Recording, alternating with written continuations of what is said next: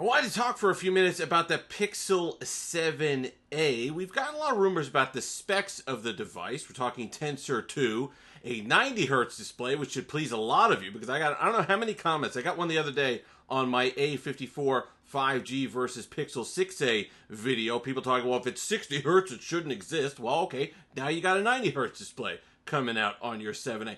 Wireless charge, which a lot of people were looking for on a Google Pixel device in the A range. You're getting that. Plus, people were excited about that sky blue that was coming out. Looked kind of a faded blue to me. More like the blue that came out with the Pixel 2, so that's not going to overly excite me, but it still is interesting. But I wanted to go over two things with the device itself. Number one, I would love to see it announced and perhaps even released at Google I/O next month. They need to get back to the earlier release schedule for the A-line devices. When the first one came out with the 3A, I think that came out in April or May. It was around now. It was springtime for sure, and it didn't cramp up on, it didn't kind of look over the release of the major device with the Pixel 8. The 6A was a great device, still is a great device, one of my favorite devices of last year, and it's still running absolutely great. But it just felt like it came out in August, was excited about it, and then everybody kind of got geared up for the Pixel 7, and it wasn't until a little bit later that it came back around and saw the value that was actually in the Pixel 6a. So I'd like a little bit more breathing room between the two devices. Give the 7a a chance to run a little bit before you start ramping up for the Pixel 8. So that's that. Give you a little separation between your devices. You could promote it more. You could have the spotlight a little bit more because they really did a great job. And if they do a similar job with the 7a, it's going to be a great device. And I'd love to see it get its own limelight. The second thing is that there's a lot of talk going around. I see a lot of videos about people complaining, well, smartphones are boring now. It's tough to make a bad smartphone. They're all good. They're all in the $400 range. I get it. That's true. There are a lot of great devices in the $400 to $500 range, the A54 5G being one of them, the Pixel 6a being another.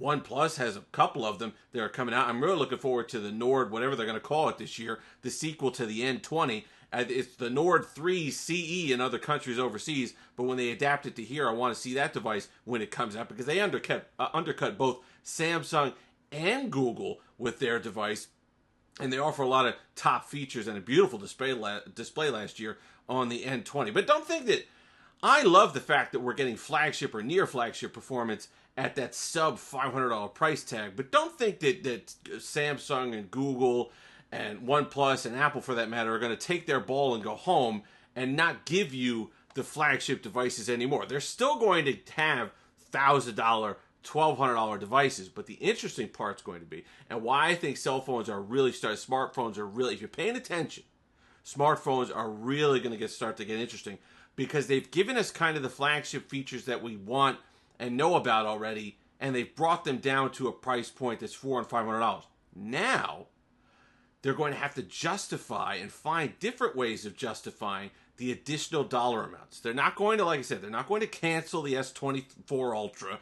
They're not going to not sell $1,200 flagships. They're still going to do that, but they have to justify the price differently and not with gimmicks that we've already seen. It's not going to be the moonshot. It's not going to be a 200 times zoom or anything like that. It's going to have to be something useful. It's going to have to be something that fundamentally changes how we look at the device.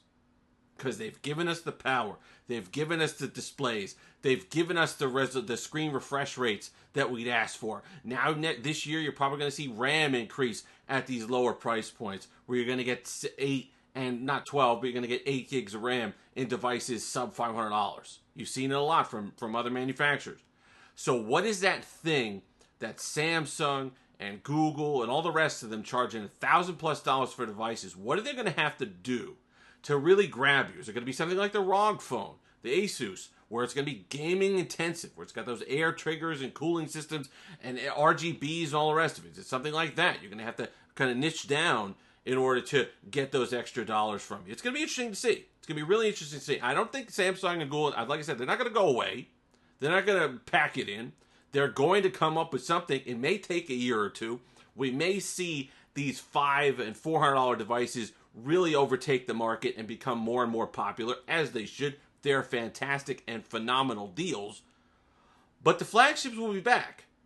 And it's what they come back with that, to me, is going to make smartphones really, really interesting. Let me know in the comment section down below what you think it might be. What would entice you to finally spend $1,000? If you're somebody who only got mid-rangers, has been really enjoying the mid-range devices, the power, the performance, some of the A54 5G, really premium feel, Gorilla Glass front and back, really nice.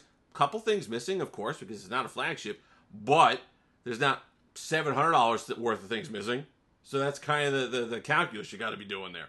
What are some things that would get you to finally be okay spending additional money on a flagship when you knew that for the most part you could get that performance sub $500? If you've made it this far, like, comment, subscribe, all that fun stuff. Until next time, have that Steve-licious day.